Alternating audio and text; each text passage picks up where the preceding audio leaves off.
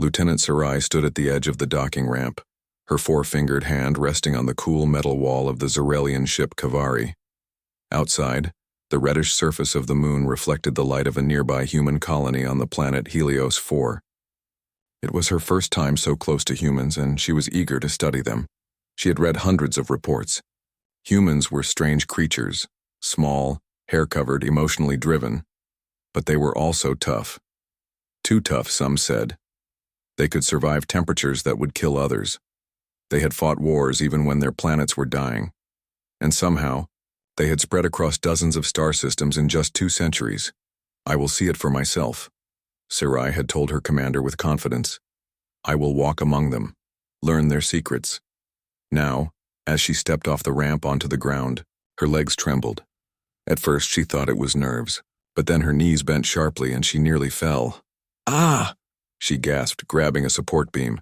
Why are my legs shaking? I can barely stand.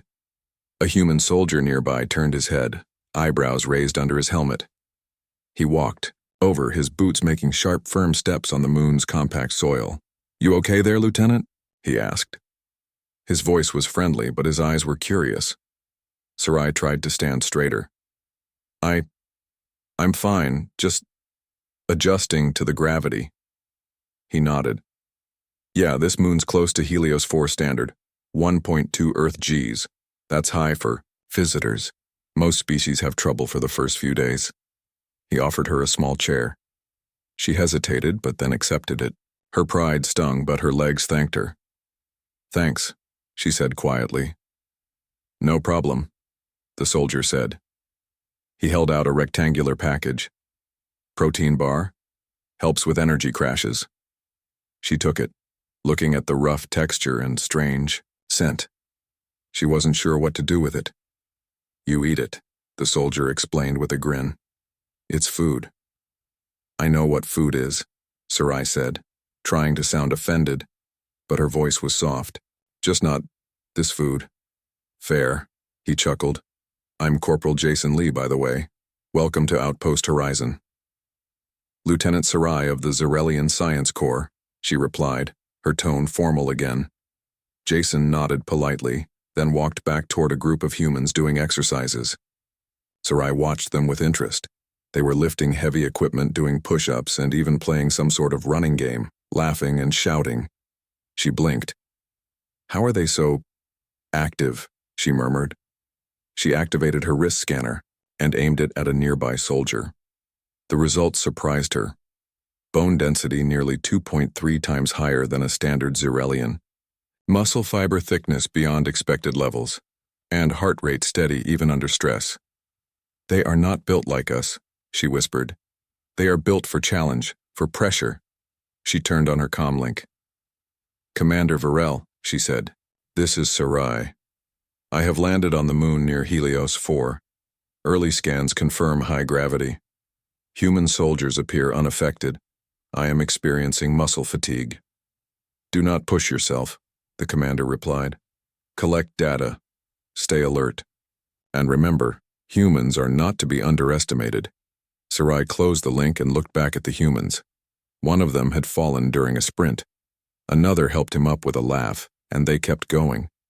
She thought about her own people. Tall, graceful, intelligent. Zarelians were known for their advanced minds and elegant ships, but on heavy gravity planets they rarely stayed long. Their bodies weren't made for strain. She rubbed her leg again. It still felt heavy. Later that evening, as the sun dipped, below the moon's jagged hills, Jason returned with a thermal blanket. Gets cold fast here, he said. You sleeping inside the ship or staying with us? With you, Sarai replied. I want to observe closely. Cool. We've got extra gear. We'll set you up. Sarai looked around. The humans had set up a small camp. Efficient, practical, and somehow cozy. Lights glowed softly, and the smell of cooking food filled the air. She sighed. This was only the first day, and already her assumptions were being challenged. She thought of her legs, still weak, and her pride, still, but deep inside, she felt something else too, curiosity and maybe even admiration. They walk so easily where I struggle to stand, she thought. I must understand how. And with that thought, Lieutenant Sarai began her first night among humans, not as a visitor, but as a student. The next morning, Sarai woke up sore and stiff. Her legs still felt heavy. Even sitting up in the sleeping tent made her muscles ache. She looked at the humans outside through the small window. They were already running, lifting, shouting, just like the day before. How do they move so fast in this gravity? She wondered. Do they not feel tired at all? She took out her scanner and tapped it gently. It displayed her muscle fatigue levels. Red warning lights blinked. Strain level, 67%. The screen read. Recommend rest or return to ship. Sarai turned it off. No, she whispered to herself. I won't leave. Not yet. Outside, Corporal Jason Lee waved at her. Morning, Lieutenant, up for breakfast? She slowly stepped out of the tent, her legs shaky again, but she forced a smile. I will join you. He handed her a hot drink. It's coffee. Bit bitter, but helps you wake up. She took a sip. The taste was strange, but it made her feel slightly more alert. Around her, the camp was full of movement and energy. Some humans were doing push-ups in the dirt. Others were repairing drones or cooking simple meals. I don't understand it, she said softly. Your people. You move like this gravity is nothing, Jason smiled. We grew up in it, it's normal for us. It would crush most species. Jason looked thoughtful. Yeah, we've heard that. Some alien visitors even wear exosuits to help. But we're kind of used to pushing ourselves. Why? Sarai asked. Why train so hard when there is no enemy around? Jason looked toward the sky. Because we never know when danger will come. And because we want to be ready when it does. Sarai looked down at her feet. Her people believed in knowledge, peace, and progress. But humans, they believed in preparation, even when peace existed. It was like they were always waiting for a challenge. Later that day, she joined a group of human Marines for an exercise session. Jason had invited her. Just try it. You don't have to keep up, he said kindly. She didn't want pity. She wanted understanding. The drill was simple. Walk 1 kilometer while carrying a 20-kilogram pack. For the humans, it was a warm-up. For Sarai, it was a nightmare. Her legs trembled after just 200 meters. Her breathing was fast, sweat soaked her skin. But she kept going. She wanted to know what made humans different. Jason stayed beside her. You don't have to prove anything. I am not proving, she gasped. I am learning. By the time she reached the half-kilometer mark, she collapsed. Jason rushed to her side. Hey, you okay? She nodded weakly. Just tired. He helped her sit up and handed her water. You've got heart, he said. Not everyone would even try. As she drank, she looked around. The humans were still walking, still pushing forward, and none of them looked like they wanted to stop. That evening, Sarai wrote a report for her commander. Commander Varel. I continue my observation. Human physiology is not only adapted to high gravity, their behavior is shaped by it. They train every day, even in peace. They choose difficulty. I believe this is why they are strong. The reply came quickly. Understood. Be careful, Lieutenant. Some voices in the council believe humans are too dangerous. Your report may influence future actions. Sarai stared at the message. Her hands felt cold. Too dangerous, she thought. But they are not cruel. They are kind, helpful, even to me. Still, she understood the concern. If humans could thrive in high gravity, if they trained for war even during peace, what could they become if they were ever truly threatened? That night, as stars sparkled above the camp, Sarai sat beside Jason near a fire. Can I ask you something? She said, Sure. Why are humans always preparing for war? Jason didn't answer right away. He poked the fire with a stick. My grandfather used to say something, he said finally. If you want peace, prepare for war. Maybe that's why. We've seen too many times what happens when we're not ready. Sarai looked into the fire. The flames danced like thoughts, fast, flickering, never still. She didn't know yet if humans were dangerous, but one thing was clear. They were not weak, and if her people thought otherwise, they were wrong. The sun had barely risen when Lieutenant Sarai found herself standing at the edge of the training field. Around her, human Marines prepared their gear. Heavy armor plates, energy packs, and strange, bulky weapons. The air smelled sharp and cold. Her legs felt heavy, but today was different. Today, she had agreed to join a joint endurance exercise. Jason approached, his face serious but kind. "Ready, Lieutenant?" Sarai nodded, though inside she felt a mixture of excitement and fear. "I am ready." The plan was simple. For the next 48 hours, they would cross the volcanic terrain near the outpost, a long and difficult route full of steep hills, hot vents, and rough rocks. For humans, this was a test of strength and will. For Sarai, it was a test of survival. The group set off, boots pounding the cracked earth. Sarai struggled at first. Every step felt like carrying a mountain. Her muscles burned, and her breath came in short gasps. Jason stayed close. "Take your time. Don't push too hard." But Sarai refused to slow down. She wanted to show she could keep up. She wanted to learn why humans endured such challenges day after day. Hours passed. The sun climbed high. Sweat dripped from Sarai's forehead, mixing with dust. The humans around her moved steadily, talking sometimes, laughing sometimes, but always moving forward. Sarai focused on their faces. They showed no sign of pain, only determination. By nightfall, they stopped near a shallow cave to rest. Sarai's legs trembled violently as she sat down. She closed her eyes, but sleep did not come. Pain pulsed through her body. Jason noticed. He sat beside her. "You doing okay?" Sarai opened her eyes, voice weak. "I can barely stand. Why does my body fail?" Jason smiled gently. "Because your body is not made for this, not yet." She shook her head. "I must keep going. I must understand." "Then rest," he said. "Rest now so you can fight tomorrow." Sarai closed her eyes and let the fatigue take her. The next morning, the group awoke to a sky painted in soft pink and orange. The air was heavy with heat from nearby lava flows. Sarai struggled to stand, but pushed herself up. They resumed their journey.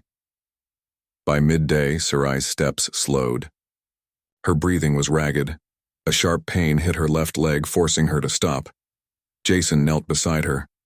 "You're injured. We can't keep going like this." Sarai's pride burned, but she nodded. "I am weak. I admit it." Jason shook his head. No one wins by pretending to be stronger than they are. He helped her remove her heavy pack and gave her water. "We'll make a shelter nearby. You'll heal while we scout ahead." Sarai felt frustration and shame. Her mind was sharp, but her body was breaking. Yet as she rested, she watched the humans continue. They never slowed for long. They adapted quickly, learning the terrain, finding safer paths, supporting each other. It was a strength beyond muscles. The day passed slowly. Jason returned with news. "We found a shortcut," he said. "It will save us time and energy." Sarai smiled weakly. "Thank you." As she lay resting, she thought about her people. The Zarelians prized intelligence and strategy. But they rarely trained their bodies like humans did. They avoided strain, seeking ease. But humans seemed to embrace struggle. The next morning, she stood with difficulty, aided by Jason. "Let's finish this," she said softly. They traveled the remaining distance, the terrain growing less hostile. Sarai's legs still shook, but her spirit was stronger. At the end of the journey, the group gathered to rest. Sarai looked around at the humans, tired but proud. Jason smiled at her. "You did well. Not many can last this long." Sarai nodded. "Thank you for your kindness." That night, as she wrote her report for the commander, she reflected, Commander Virel. The joint endurance exercise proved my limits. Humans possess not only physical strength, but a will forged in hardship. Their bodies may fail, but their minds push beyond pain. This is the true source of their power. The reply came. With a single word, noted.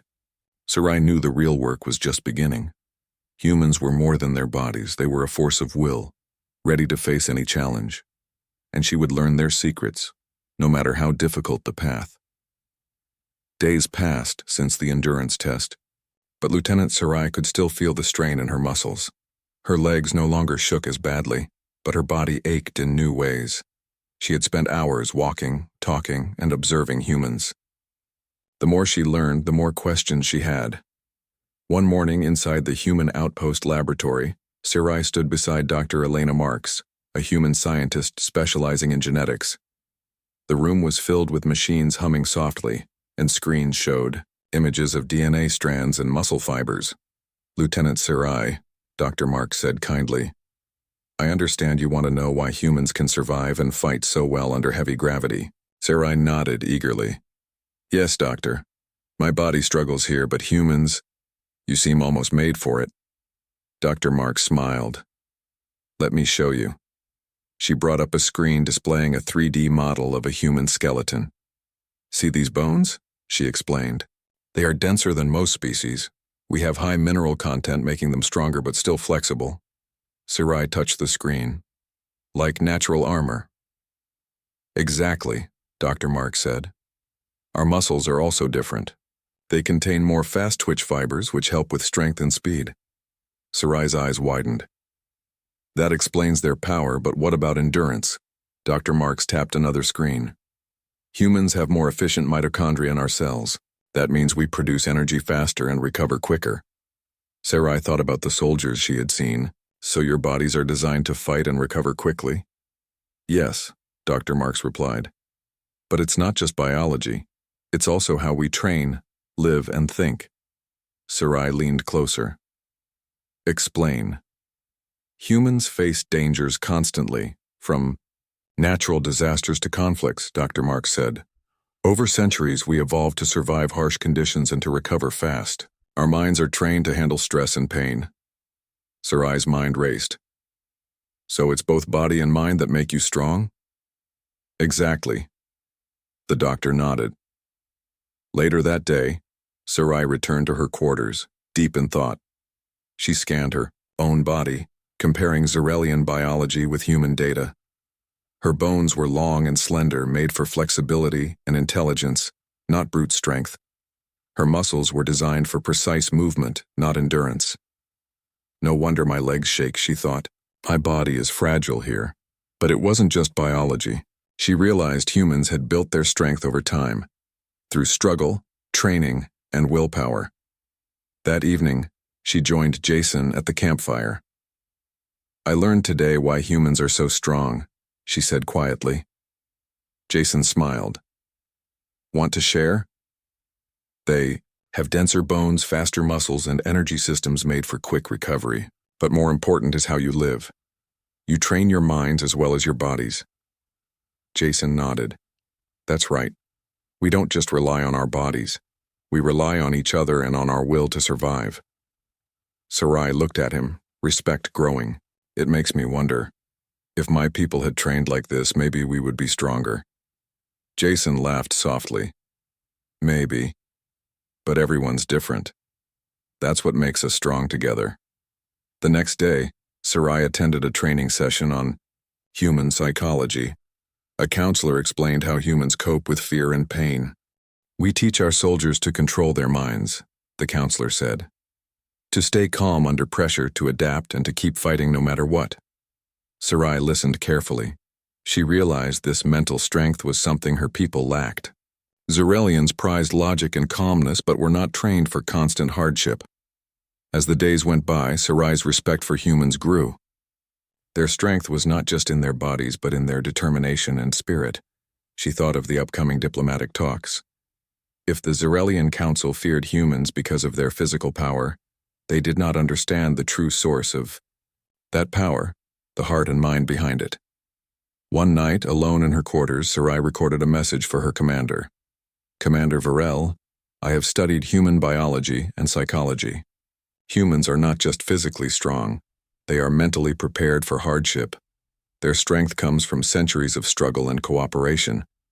If we underestimate them, it will be a grave mistake. She paused, then added quietly, I hope my people will listen. Sarai turned off the recorder and looked out the window at the stars. She felt a new determination rising inside her. I will learn everything I can about humans. Not as enemies, but as allies. Her legs no longer trembled with weakness. They trembled with anticipation for the challenges ahead and the future she would help build. The halls of the Zarelian ship Kavari hummed with tension. Lieutenant Sarai stood among the council members, her heart pounding. For weeks, she had sent reports about humans, about their strength, their spirit, and their will. But not all voices in the council welcomed her words. Some saw humans as a threat. The lead counselor, Marn Vek, paced back and forth. His sharp eyes flicked over the holographic map of Helios 4 and the human outpost. They are dangerous, he said firmly. Their strength is unnatural. If we wait, they may become our enemies. We must act first. Sarai's fists clenched. Counselor Vek, humans have shown no sign of hostility. We must understand them, not fear them. Vek shook his head. Fear is wisdom. Their capacity for war is proven. We cannot risk waiting. The debate continued late into the night. Some council members agreed with Sarai, advocating for diplomacy and cooperation. Others demanded a show of power, a preemptive strike to secure the Zarelian position. After hours of arguments, the decision was clear. A Zarelian stealth fleet would approach Helios 4's orbit, ready to disable the human defenses if necessary. Sarai left the chamber with a heavy heart. She knew the humans were unaware of this threat, and she feared what a war might bring. That evening, she sought out Jason. They planned to attack, she said quietly. Jason's face darkened. Why would they do that? We've done nothing to provoke them. They see you as too dangerous, Sarai replied. And they want to control the situation before it grows. Jason paced. We can't let this happen. Sarai looked at him. I want to help. I will warn your leaders. Jason nodded slowly. Then you are no longer just a visitor. You are with us. Over the next hours, Sarai sent secret messages to the human commanders. She revealed the approaching fleet and urged them to prepare. The humans responded quickly. They fortified their defenses, gathered intelligence, and worked to understand the Zarelian fleet's capabilities. Meanwhile, Sarai studied the exosuit designed to help alien physiology adapt to high gravity and heavy work. It was bulky but strong, made from a flexible alloy that responded to movement. Jason handed her the suit. If we fight, you fight with us. Sarai hesitated, then nodded. She slipped into the suit. For the first time, she felt her legs steady under the weight. The suit moved with her, supporting muscles and joints. She tested her steps. No shaking. A new feeling filled her. Confidence. The day the fleet arrived, the sky above Helios 4 darkened with warships. The Zarelian stealth fleet approached silently, ready to strike, but the humans were ready. Ground-based railguns, modified from old mining equipment, fired powerful shots into the sky. Defense drones swarmed the attackers, disrupting their sensors.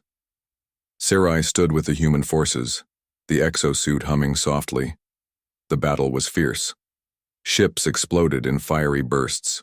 Soldiers dashed across the terrain, shielded by energy barriers. Sarai led a unit of mixed human and alien fighters. Her knowledge of Zarelian tactics helped the humans predict enemy moves. Her suit gave her strength to fight alongside them. At one moment, a Zarelian command ship targeted the human command center. Sarai volunteered to stop it. With a small squad, she boarded a captured shuttle and flew toward the enemy ship.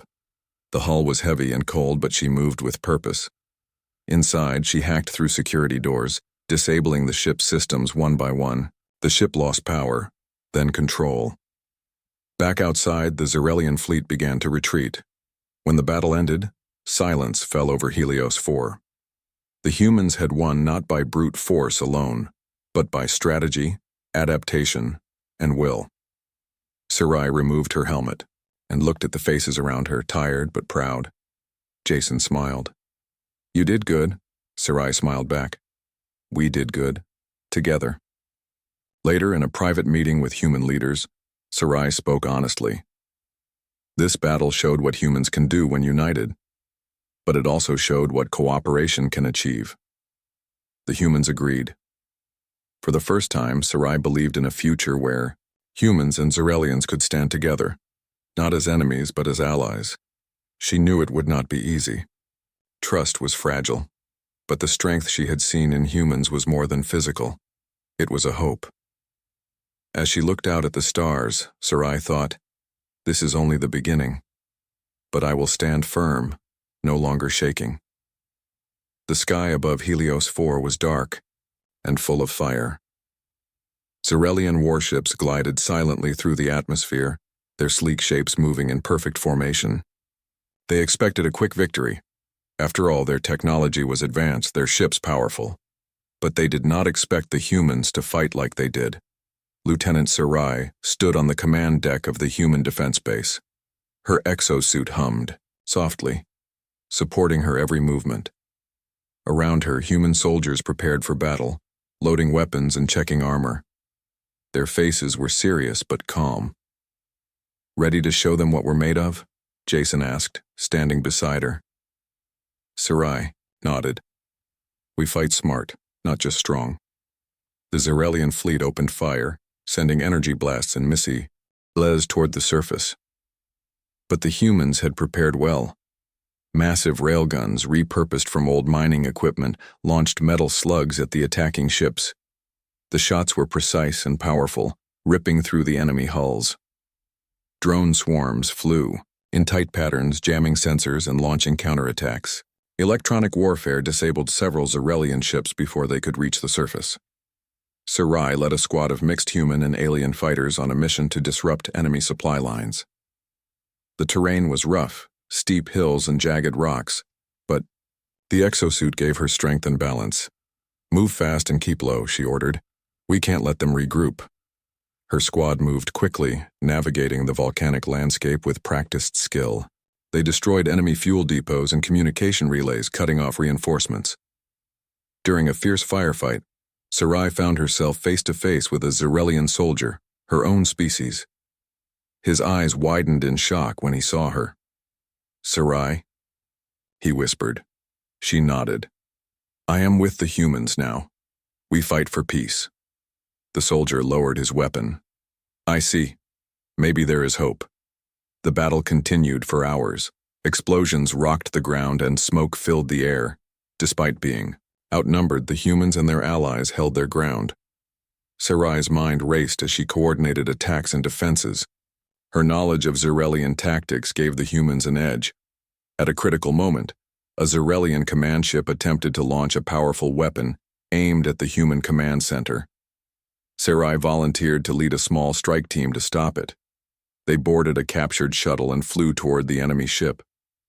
Inside, the corridors were cold and dark, lit only by emergency lights. Sarai's team moved carefully, disabling security systems and avoiding patrols. Finally, they reached the weapons control room. Sarai hacked into the console and shut down the systems.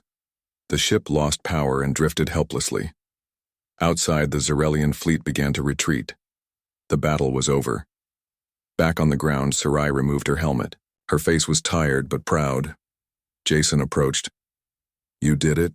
You saved us all." Sarai smiled. "We saved each other." The humans cheered.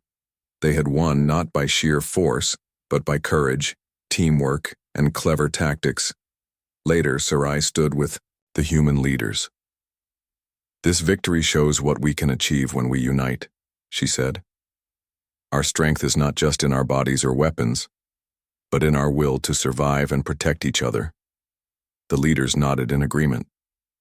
Sarai looked up at the stars. The war was over, but the future was just beginning. She no longer felt the weakness in her legs.